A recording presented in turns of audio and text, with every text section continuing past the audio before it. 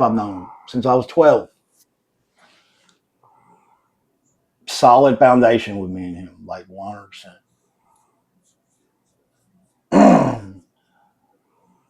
And then he found crack and fentanyl. Game changer. Oh, yeah. Game changer.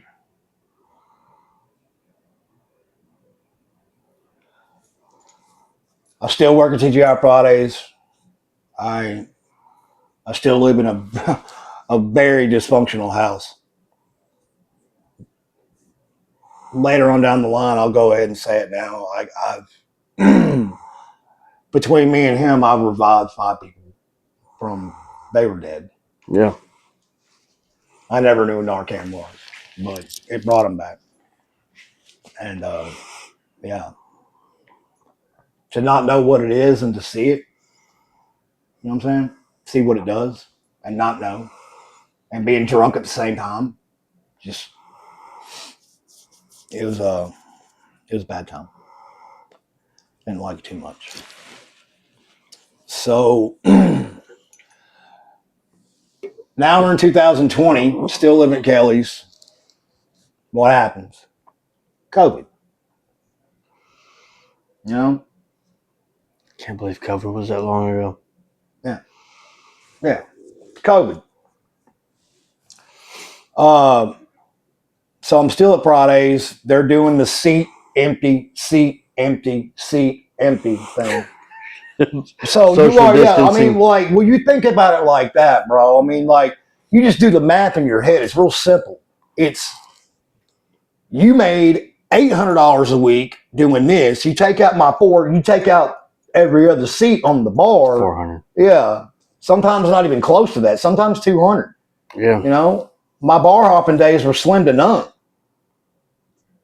Introduce Natty Daddy. 8.1 alcohol percent by volume in 16-ounce pints. It wasn't doing what the other ones were doing, so I can't make this up, y'all. For real, I can't. I was drinking 24 pints of Natty Daddy every day and chasing it with Fireball. A fifth with Fireball. I still haven't went back from leave yet until this point. Like, I went through a whole, like, year and a half, 2 years. No, it was 2 years. I took a leave, but I was still employed. And I get my job back at Fridays, and now they've already closed down West End. They've already closed down Harding Place. They've already closed down Murfreesboro, where I worked at when I went to treatment. And now the only 2 are left is Rivergate and the one at Opera Mills, because they rebuilt them all. My aunt, she smoked all her life. COVID hit, and it hit her bad. But, you know, they're blaming, they have an explanation for this one. They didn't for my grandmother, but they do for this one. 6 months prior to my aunt getting sick, her son, Stevie, they found him dead in her house, in Stevie's room in her house.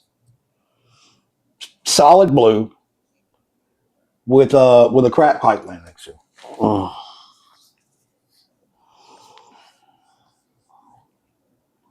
He had a heart attack. Died right there. My Aunt Deborah was going in there to go and check and see if he wanted something to eat yet. And she saw that.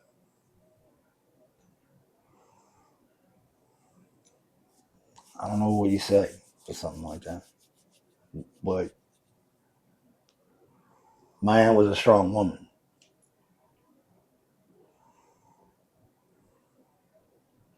But then COVID got real bad, and she, you can say that she grieved herself after her son.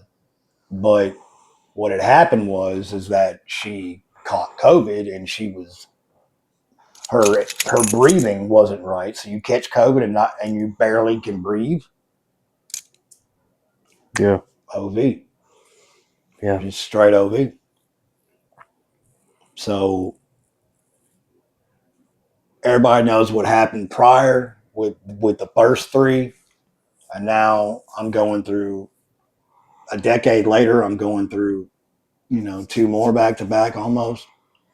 I completely lost it, and I was like, "There's nothing. There's no hope. Like God is out for me." Not real. Yeah. What you not real, or did you have resentment? Oh, I had resentment towards God. So you still believed in him? I always knew He was there, but I Yeah. didn't want Him. Yeah. I didn't want to talk to Him. You took my parents from me. You took my mom from me on Mother's Day like that was some kind of joke or something. Then you turn around and you take my cousin, and then you take my aunt. But you don't give me a year or two. But you don't give me a year or two to go through with that. You give me 3 at one time. You give me 2 at one time, and I'm just like, what have I done? I went through treatment because I had to. Got back out. Did 9 months. I did 9 months sober. And then the going to Florida thing, and that, yeah, I blew that. So now I'm right back where I started, like just right back to where I started. And You still believe that he did all those things? I could get into that there's a reason for that. There is. No, I'm not asking that. Do you still believe that he did it? No, everybody put themselves in circumstances. My aunt smoked. She died from COVID. Stevie made his decision. Mom obviously. Granny didn't. Yeah. God intended to live with us here on earth. What did we do immediately? Immediately go eat the fruit. Cain killed his brother. You know what I'm saying? Like, Yeah. we immediately started ruining everything. Yeah. I mean, yeah, we definitely we bring consequences on ourselves, unfortunately. My aunt was my aunt dying was huge, bro. I mean, because now every main person in my life is gone. Yeah. Now all I got left is Uncle Walt. He's stubborn. He was a stubborn man. A couple of years after Aunt Deborah, he went. So he's gone.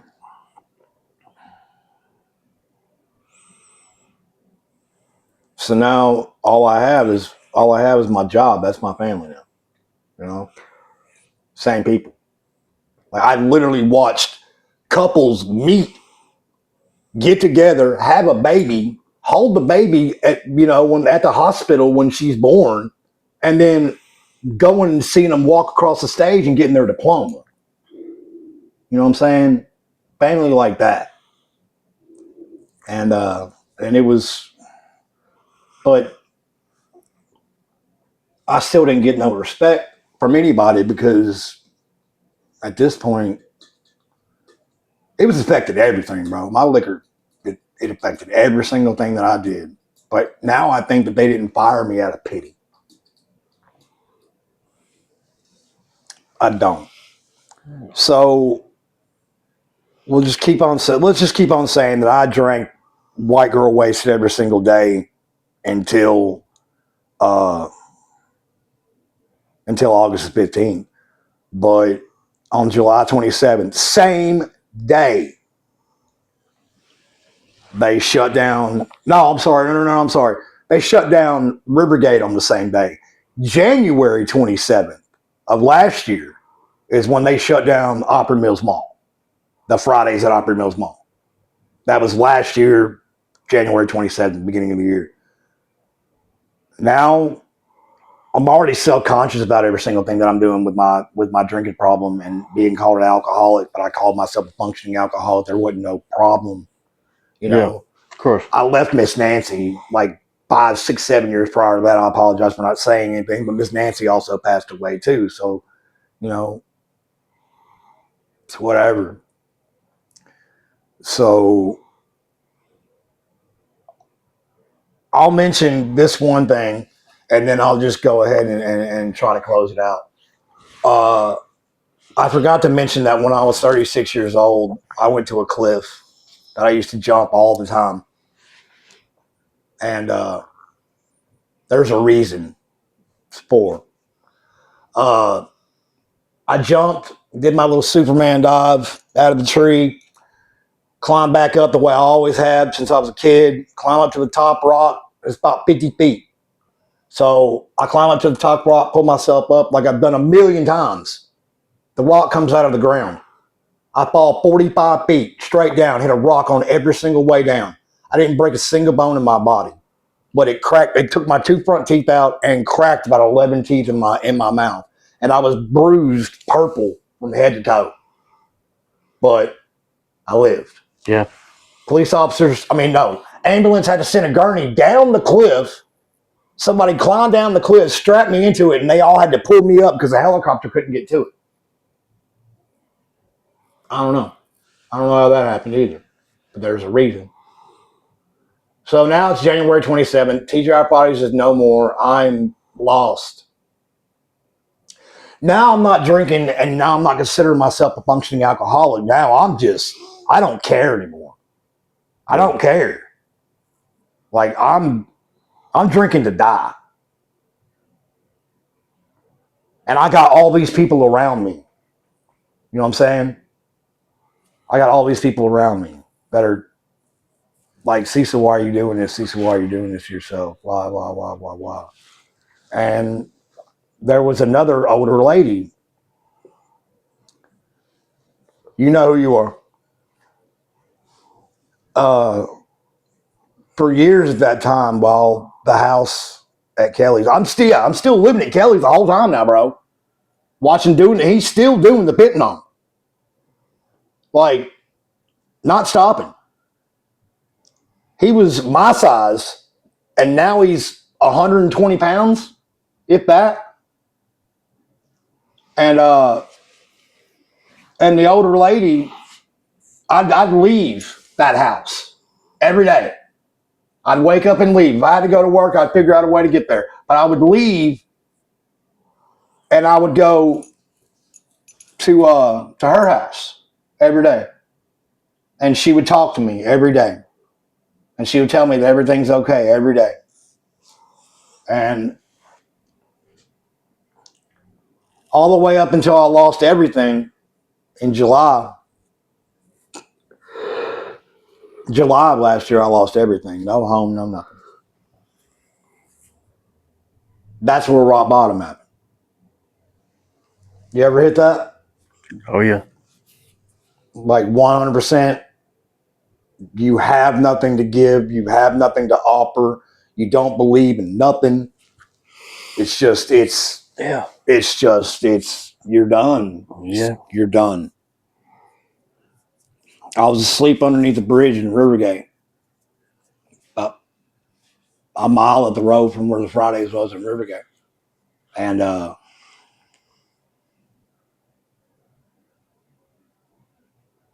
was asleep under the bridge, blanket. Left all my clothes at that person's house. And I just, that was it. And I was dying. Like, literally, bro, I was dying. I did not care if I lived or died. And I picked up the phone the next morning because God wanted me to. You know who I called? Next chapter. No, No. no. I called Aaron. Same guy that I was in treatment with the last time. The same guy that got a house and he turned it into a sober living house that I lived in for almost a year. And now I'm crying. I'm begging for something to believe in. And I called him. And he said, where are you at? And I said, I'm in Rivergate. And he said, give me a second. And he hung the phone up. That was the last time I talked to him. He didn't die or anything, but he's doing very well, and I'm very proud of him from the bottom of my heart. But he hung up on me, and I get a phone call, and it's a 606 area code. You know, I'm 615 ride or die. You know, that's all I've ever known. So I get a 606 area code. I don't want to answer it because I don't know the zip code, but I do. And there's a guy named Donnie, and he's a transport driver at the Next Chapter in Whitley City, Kentucky, which is about what 4 hours, Every bit. 4 hours away from the bridge I was at. And he said, "Are you Cecil?" And I was like, "Yep." He said, "Where are you at? In Rivergate?" I said, "Yes, sir." He said, "Are you underneath that bridge next to Hooters?"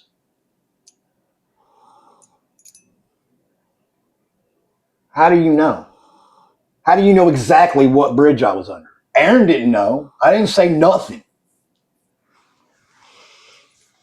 I said, "Yeah, that's where I'm at." He said, "Stay there. I'll be there in 3 hours." I was like, "Bro, where are you calling me from?" He said, "I'm calling you from Whitley City, Kentucky." I just shook my head, bro. I just shook my head because God knew and Aaron knew that if I stayed in Tennessee, I was going to die. So I had to do something I've never done. I went to Kentucky Kingdom a couple times, but that's the gist of that.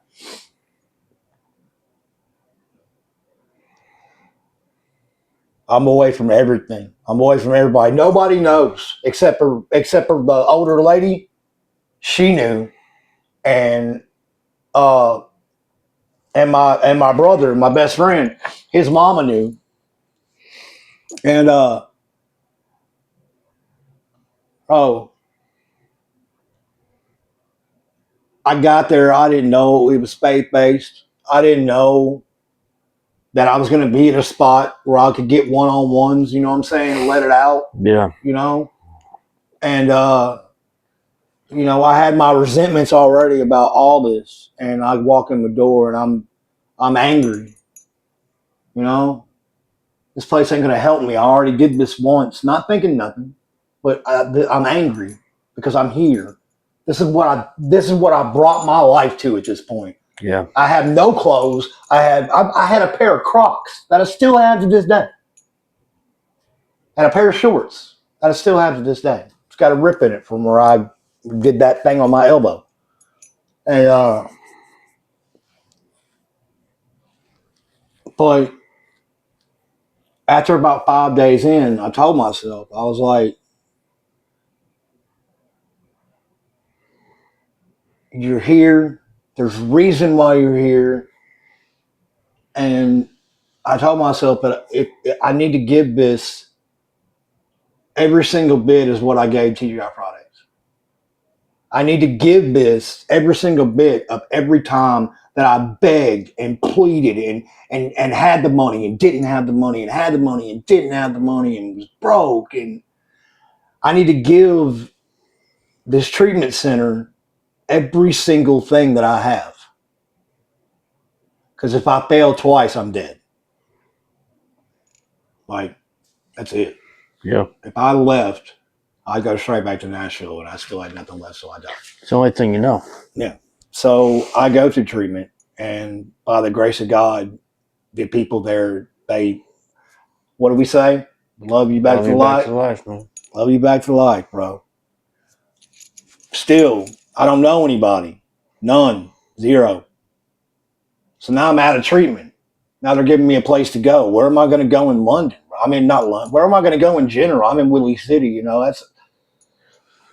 So now I'm all nervous and freaking out about that. Oh, I also found out that while I was in treatment, they gave me a test, and apparently they found out that I had OCD, PTSD from what happened to me as a kid. I have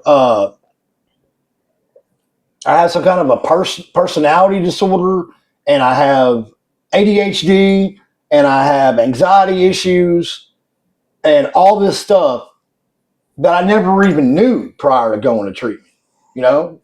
And I'm putting alcohol on top of all these things, and that was what I was blocking out. Yeah.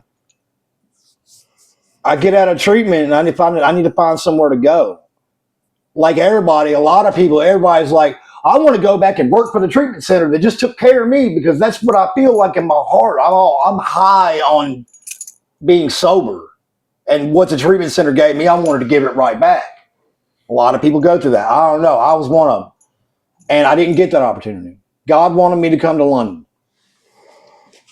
so I come to London, and I still have doubts, bro. I still have resentments towards God. Even though they let me back to life, they still didn't take away the thoughts of every single thing that happened to me my whole life, you know?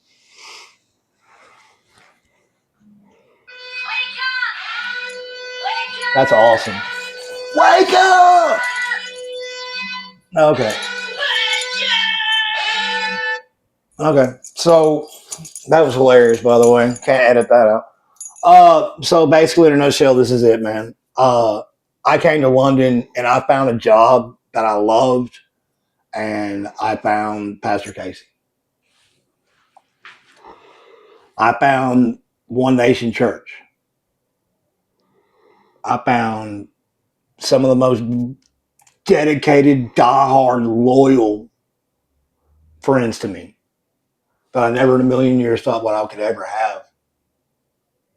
All the friends I had before, they asked me how many people called me when I told everybody on Facebook that I got out of treatment. How many?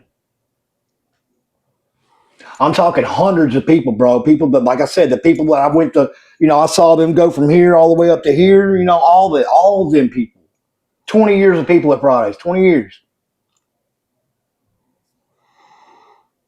3. My brother's mother, the lady I discussed with you going to her house every day.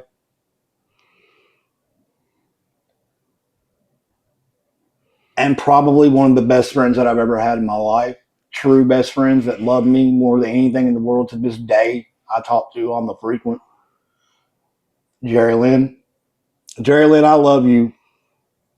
I'm sorry for everything that I did, but I love you more than anything in this world.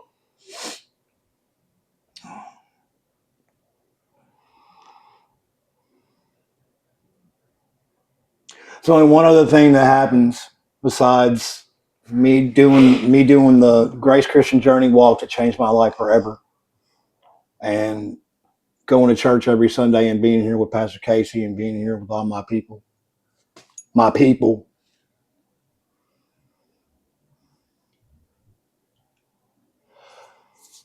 Two months ago, you don't know this. 2 months ago, there's only 2 people left in my bloodline. 2. One is my half sister Angel, who I have not spoken about hardly anything other than the very beginning when she was protecting me. I haven't talked to her in 5 years probably. She texts me and lets me know. And Deborah had another son. His name was Jimmy. This is 2 months ago. He died, leaving behind 3 kids and a wife who I've known all my life, literally all my life. And that was the end of it. There's nobody else in my family left at this point. They're all gone, except for my half sister, who I ghosted her for years and years and years. And I talk to her on the frequent now. She's the only one left. When I die, because I mean, I don't know, man. I don't know how it's going to happen, man. I might, but I'm old. But yeah, about having kids, I don't know if that's going to happen for me. So when I die, my name dies. The Rogers is no more. And But God got me through that. God's gotten me through everything. God surrounding good people and believing. I couldn't have done any of this that I'm doing right now if it wasn't for the day that I had let go and let God. Yeah. The miracles that I have, that I've made, and every single thing that I've done since August the 15th of last year, I give it all to God. Every second of it. Yeah. Do I doubt God? Do I have resentment for God? No. Did God put me in every single position my entire life to come here and make a change? Not only for myself, but for everybody that is around me that keep me going every day, bro. You don't know how much you do for me every day, bro. For real. This right here, I couldn't have asked. It just happened. Well, I did ask. But, you know, it's like a fairy tale that I don't ever want to end. Come on, man. Come on, man. Come on, man. I pick up my 11-month chip today. It's the last color chip I get.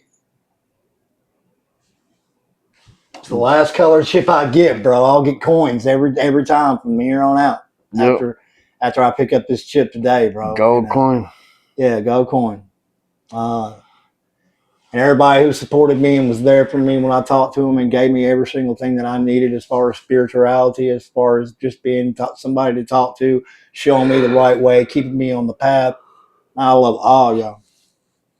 I love all y'all. If I wouldn't have had y'all, I wouldn't have made it, bro. Yeah, that's me, bro. That's it. That's all I got.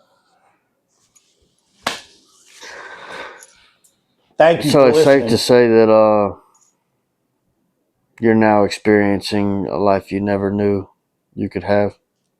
There was no way. There was no way I was living.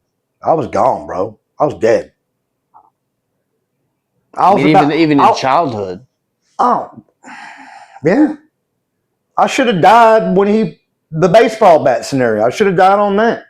You know, that's what I'm saying. There is a reason. And now that I've told this whole story, I'll tell you this. Jeremiah 29:11. Come on. Come on. Let's hear it. Let's hear it. For I have a plan for you, declares the Lord. A plan to prosper you and not to harm you. Mm-hmm. A plan to give you hope and a future. Yes, sir. Amen. I love that verse so much. A plan to prosper you. All you got to do is quit making plans on your own. What you said. Let them take the wheel. All day. You got anything? Nah, man. Thank you for sharing, bro. All day. I'm David. I'm Cecil. This is the Lighthouse. Deuces. Cecil out.